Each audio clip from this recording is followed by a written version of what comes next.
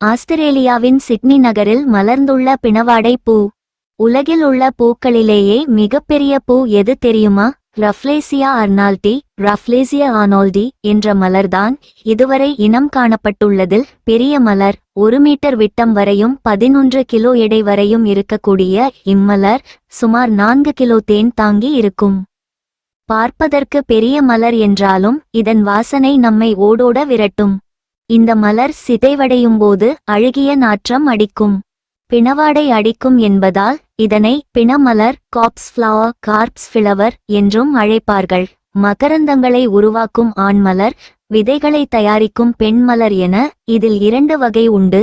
பூ பூக்கும் போது பிளுபாட்டில் எனப்படும் ஒரு வகை மொய்த்து அயல் மகரந்தச் சேர்க்கை நடைபெறும். மகரந்தச் சேர்க்கைக்கு பிறகு மகரந்தத்தை தந்ததும் ஆண் மலரும் விதைகளை உருவாகியதும் பெண் மலரும் வாடி மக்கி மறைந்துவிடும். அப்போதுதான் தாங்க முடியாத பிணவாடை துர்நாற்றம் வீசும். பிணவாடை அடிக்கும் மலரை தேடி அப்போது மராணத்தான் விலங்கு வரும். சதை பற்றுள்ள பழத்தை உண்டு கொட்டைக்குள் இருக்கும் விதையை மராணத்தான் காட்டுக்குள் பரப்பும். இதில் வியப்பு என்னவென்றால் மராணத்தான் தவிர சில சமயம் நாற்றத்தை தாங்க முடியாத யானைகளும் வந்து அழுகும் பூவை துவம்சம் செய்யும். அப்போது அதன் கால்களில் பசைத்தன்மையுடைய இச்செடியின் கொட்டைகள் ஒட்டிக்கொண்டு யானையால் கூட விதைகள் பரவும். காலில் நெருடும் ஒட்டியுள்ள கொட்டைகளை நீக்குவதற்காக யானைகள் அடிக்கடி காலை தேய்க்கும் போது இவ்விதைகள் காட்டில் வேறு ஓர் இடத்தில் தரையில் விழுந்து அங்கே முளைவிடத் தொடங்கும். அங்கு இன்னொரு பிரமாண்ட மலர் மலரும். அத்தி மரத்தில் பூவே தெரியாது என்றால் இந்த தாவரத்தில் பூவை தவிர எதுவும் கண்களுக்கு புலப்படாது. மலர்தான் பெரிதே தவிர தாவரம் கண்ணுக்கே தெரியாது.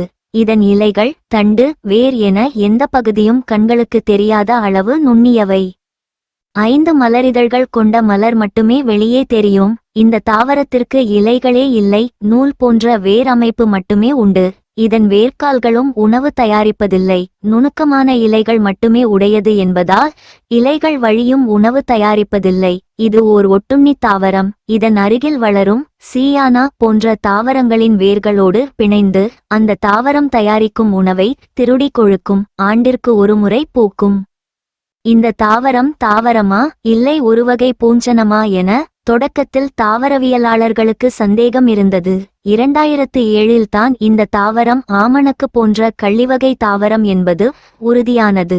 சிங்கப்பூரை நிறுவிய இயற்கை ஆய்வாளர் சர் ஸ்டாம்போர்டு ரஃபெலேஸ் 1818 டாக்டர் ஜோசப் ஆர்னால்டு என்பவருடன் இணைந்து ஆய்வுகள் செய்து இந்த தாவரத்தை இனம் கண்டார். எனவேதான் இந்த தாவரம் ரஃப்லேசியா அர்னால்டி என்று அழைக்கப்படுகிறது.